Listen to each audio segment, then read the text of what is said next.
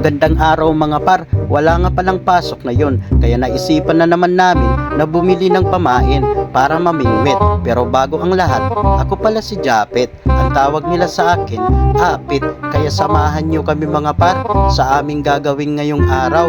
Nakikita nyo nga pala ay hinahati-hati na ng kasama ko ang pusit na binili namin. Sayang mga par, malalaki pa naman. Gusto nga naming iulam na lang mga par. At ngayon, nagsisimula na kami. Nandito na kami sa dagat. At kung makikita nyo, banayad po yung panahon mga par. At parang nangangamoy zero na naman kami mga par. Parang wala naman mahuhuli kami ngayong araw mga par.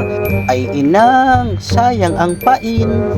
Maganda nga pala dito mga par. Kung makikita nyo, may eroplano po na lalanding mga par. At makikita nyo rin mga par na marami ding barko na nakadaong. Kasi nga po, malapit lang po kami sa airport at Pantalan. Dito na nga mga par, may nakahuli nga dito na ibang tao.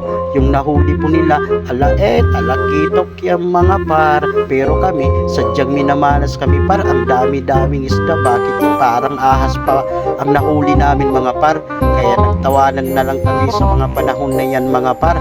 At hindi pa rin kami sumusuko na sana nga makahuli nga kami.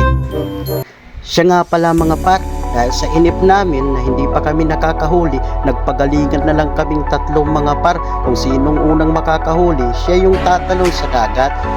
Joke lang. Pero mga par, nag-decide kami na lumipat na lang, maghanap na lang ng ibang spot. Kaya dali-dali kaming umalis dyan par, hindi na nakunan ng video.